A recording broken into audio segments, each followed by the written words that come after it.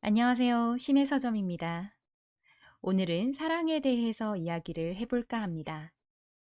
오만과 편견에 대한 편에서 저는 제인 오스틴의 문학이 연애와 결혼을 다룬다는 점에서 사회의식이 결여되어 있다는 비판을 받는다 말씀드렸어요. 그리고 저는 다음과 같이 질문했습니다. 사회란 정말 연애나 결혼과 무관한 세계일까? 하고 말이지요. 이러한 맥락에서 저는 오늘 사회학자들의 이야기에 귀를 기울일까 합니다. 우리의 편견과 달리 사랑이 오롯이 개인적이기만 한 것이 아니라 실은 참으로 사회적이라 말하는 이들이 있기 때문입니다. 심해서점 열정적 사랑과 낭만적 사랑 편 시작합니다. 사랑에 관해 탐구한 사회학자들은 입을 모아 이렇게 이야기합니다. 각 시대 문학에 나타난 사랑의 표현을 살펴보는 것은 당대 사회의 변화와 구조를 들여다볼 수 있는 중요한 길이라고요. 왜냐하면 그들에게 사랑이란 당대의 사회와 변화 추세에 반응하는 양식일 뿐만 아니라 친밀성이라는 사회적 감정의 중요한 표현이기 때문입니다. 우리의 논의에서 사랑은 세 가지로 분류될 수 있어요. 숭고한 사랑, 열정적 사랑, 그리고 낭만적 사랑이 그것입니다. 여기서 숭고한 사랑은 종교적 사랑에 가까운 것이기 때문에 오늘 이야기에서는 제외하고 열정적 사랑과 낭만적 사랑에 대해서만 이야기해 보도록 하겠습니다. 먼저 열정적 사랑이란 무엇일까요? 이 말을 들었을 때 여러분은 어떤 작품이 떠오르시나요? 아마 숱한 영화나 드라마, 소설, 심지어 만화까지도 머릿속을 스치고 지나가실 겁니다. 혹은 앞서 제가 언급한 오만과 편견이 열정적 사랑이지라고 떠올리실지도 모르고요. 하지만 아쉽게도 오만과 편견은 바로 낭만적 사랑에 속하는 작품입니다. 그렇다면 의문이 드시죠? 열정적 사랑과 낭만적 사랑은 도대체 어떻게 다른 것인가 라고 말이죠. 열정적 사랑과 낭만적 사랑을 가로지르는 가장 큰 차이는 바로 그들의 사랑이 사회 질서를 파괴하느냐, 혹은 사회 질서를 존중하고 조화를 추구하느냐라는 문제에 있습니다. 좀 더 쉽게 풀어서 설명해 볼게요. 열정적 사랑에 빠진 인물은 그야말로 사랑에 눈이 멀게 됩니다. 그들은 사랑하는 상대에 대해 매우 강렬한 감정을 가지고 있고 상대에게 집착에 가까운 열정을 품습니다. 따라서 그동안은 별일이 없었던 이들의 일상이 이 주체할 수 없이 강렬한 감정으로 인해 엄청나게 흔들리기 시작하죠. 상대에 대한 생각으로 머릿속이 꽉 차 있어서 자신이 해야 할 일, 자신이 돌봐야 하는 사람들, 자신이 지켜야 할 의무들조차 방해물로 여겨지게 됩니다. 그래서 열정적 사랑에 빠진 인물들은 안정과 질서라는 관점에서는 다소 위험한 인물들이 되는 것입니다. 이들은 사랑을 위해서라면 세간의 지탄을 받는 일도 기꺼이 할 수 있고 심지어 법을 어기거나 목숨을 던지기도 합니다. 그래서 열정적 사랑을 다룬 문학 작품들은 대개 주인공의 비극이나 파멸로 끝나게 됩니다. 동서고금을 막론하고 많은 작가들이 사랑을 위해 사회적 금기를 어기거나 기꺼이 위험을 감수하거나 비극적 선택을 자처하는 인물들에게 매혹되어 왔습니다. 문학 작품에서는 셰익스피어의 로미오와 줄리엣, 플로베르의 마담 보바리, 스탕달의 적과 흙, 그리고 톨스토이의 안나 까레니나 등이 열정적 사랑에 해당된다고 할 수 있습니다. 이들 작품 모두 주인공이 사랑으로 인해서 기존의 질서와 갈등을 일으키고 결국은 비극적 죽음을 선택한다는 공통점이 있지요. 이와 달리 낭만적 사랑은 안정과 조화를 추구합니다. 그래서 낭만적 사랑의 주인공들은 비극으로 치닫지 않고 화해와 완결, 또 통합의 방향으로 그들의 사랑을 이끌어갑니다. 흥미로운 점은 낭만적 사랑이라는 친밀성의 형태가 18세기 후반부터 본격적으로 나타나기 시작했다는 사실입니다. 아마도 여기에는 자유주의 사상이 태동하면서 개인과 자유라는 두 테마가 아주 중요한 시대적 가치로 떠오른 배경도 작용하고 있지 않을까 생각이 듭니다. 사랑이란 어쨌든 개인의 선택이자 개인의 욕망을 드러내기에 좀 더 용이한 친밀성이기 때문입니다. 그런데 이처럼 낭만적 사랑이 등장하던 시기는 공교롭게도 소설이라는 장르가 출현해서 활발히 창작이 되고 있던 시기이기도 합니다. 여기서 잠깐 소설에 대해 말씀을 드리자면, 일반적으로 사람들은 소설이 아주 오래된 문학 형식이다 라는 편견을 가지고 있어요. 그러나 사실 소설은 문학 역사 전체에 비추어 봤을 때는 최근에 생겨난 아주 젊은 장르라고 할 수 있습니다. 저는 이런 비유를 해볼게요.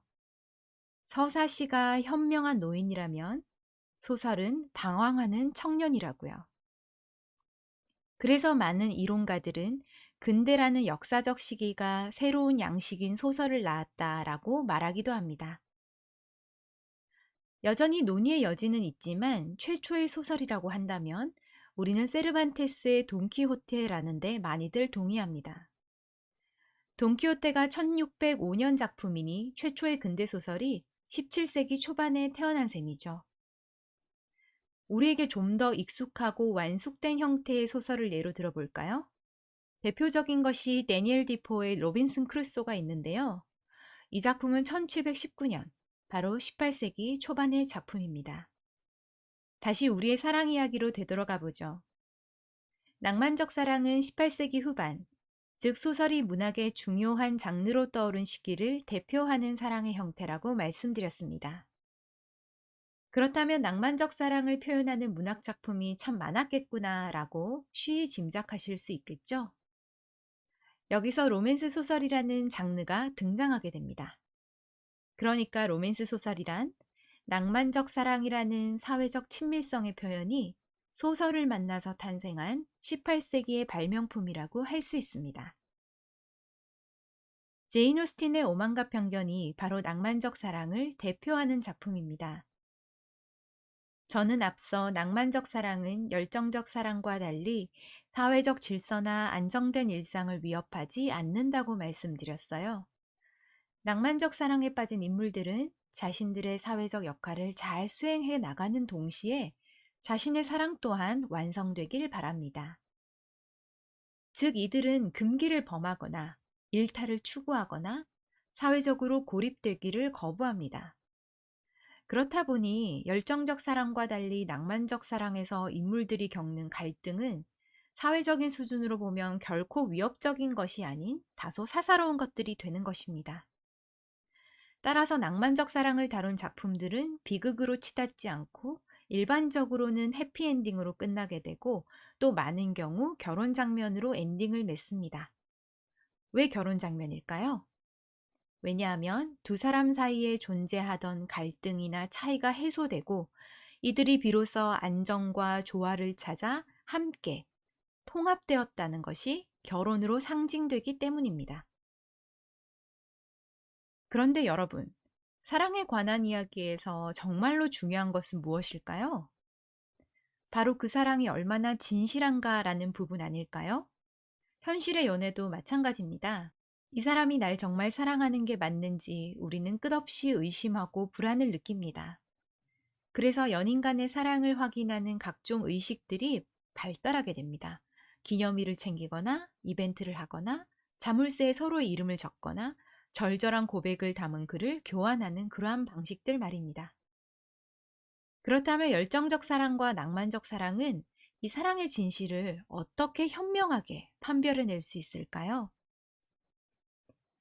열정적 사랑에서 미칠 듯한 사랑에 빠진 인물들은 자신의 사랑이 진실하다는 것을 이렇게 증명합니다. 바로 사회적 금기를 어기는 방식으로 말이지요.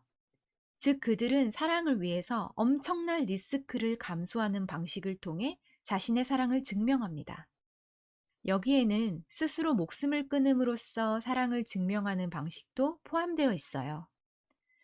그토록 많은 문학 속 인물들이 사랑의 시름을 앓다가 결국 생을 마감하고 마는 이유도 여기에 있습니다.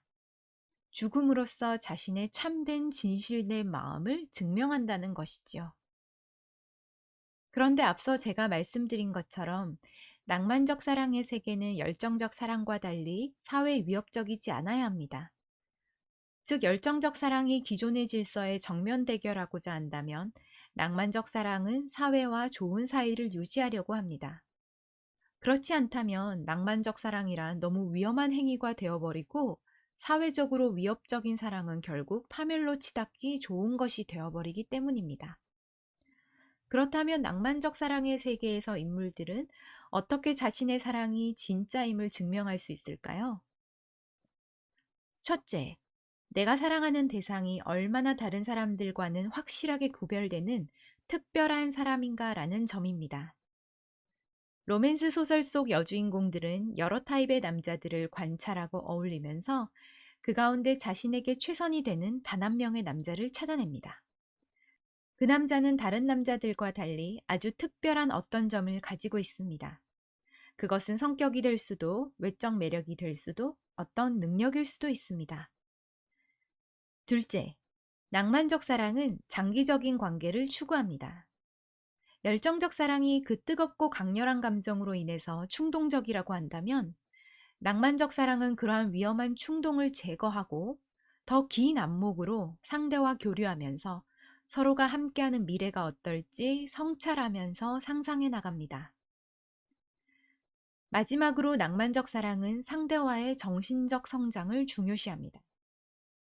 열정적 사랑이 섹슈얼리티를 중요하게 다루는 데 반해서 낭만적 사랑을 다룬 작품들은 두 사람의 영혼이 만났다, 즉 영혼의 만남에 더 큰 관심을 두는데요.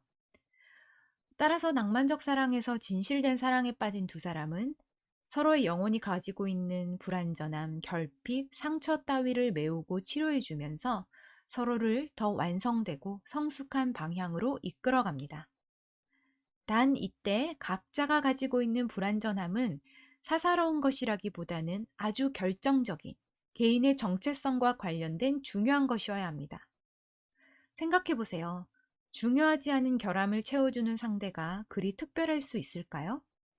반대로 나와 관련된 아주 핵심적인 결핍이 있는데 그 결핍이 어떤 사람을 만남으로써 채워지거나 혹은 극복된다면 그 사람은 정말 유일무이한 중요성을 가지게 되겠죠. 결국 낭만적 사랑은 불완전한 두 개인이 만나 사랑을 통해 상호 성장을 이루었을 때 그제서야 두 사람은 정말로 사랑한 것이다 라고 판별합니다. 오만과 편견의 제목은 엘리자베스와 나시가 가지고 있는 각각의 결함을 뜻하죠. 그리고 두 사람의 사랑은 결말에서 서로의 성장을 이끄는 것으로 나옵니다. 엘리자베스는 자신의 실수를 깨닫고 자기 자신을 성찰하며 반성하고요. 나시는 여성의 이야기를 보다 잘 경청하고 공감하는 남자로 변해갑니다. 마지막 장면에서 나시의 여동생이 엘리자베스에게 이렇게 말하죠.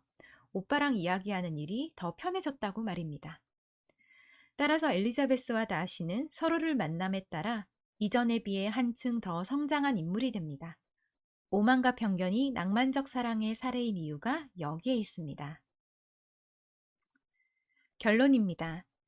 사랑은 사회적 관계의 한 형식인 친밀성을 표현하는 매우 중요한 행위입니다.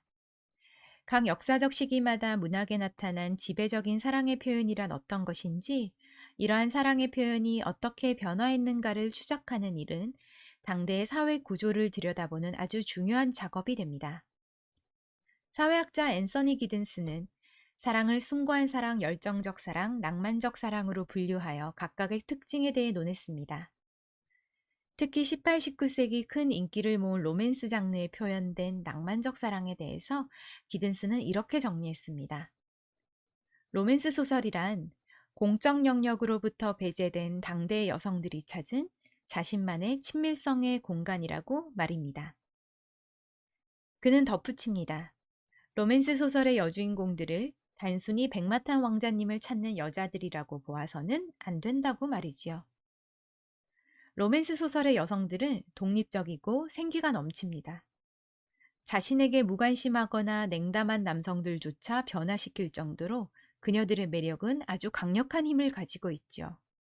이들은 남성이 가진 고집스러움을 길들이고 무뚝뚝함을 완화시키며 여성에게 공감할 줄 아는 감수성을 지닌 더 나은 존재로 그들을 성장시킵니다. 그렇게 함으로써 로맨스 소설의 여성들은 사랑을 능동적으로 생산하는 주체가 되는 것입니다. 저는 문학 작품을 읽는 것은 연애를 하는 것과 비슷하지 않나 생각합니다. 문학 작품을 읽으면서 우리는 다른 사람의 삶과 감정에 깊이 몰입하게 됩니다. 그리하여 다양한 배경과 생각을 가진 인물들을 간접적으로 체험하고 그들의 이야기를 공감하고 이해하게 되죠. 마찬가지로 연애라는 건 역시 타자의 마음을 열심히 탐색하는 행위입니다. 누가 시키지 않아도 우리는 우리의 시간과 에너지를 들여서 그 사람을 이해하려고 합니다. 저 사람은 어떤 생각을 할까? 저 사람의 기분은 지금 어떨까라고 끊임없이 상대의 마음을 들여다보려 하죠. 따라서 연애는 문학과 마찬가지로 타자에 대한 감수성을 키우는 좋은 행위이기도 한 것입니다. 심의 서점 여기서 마칩니다.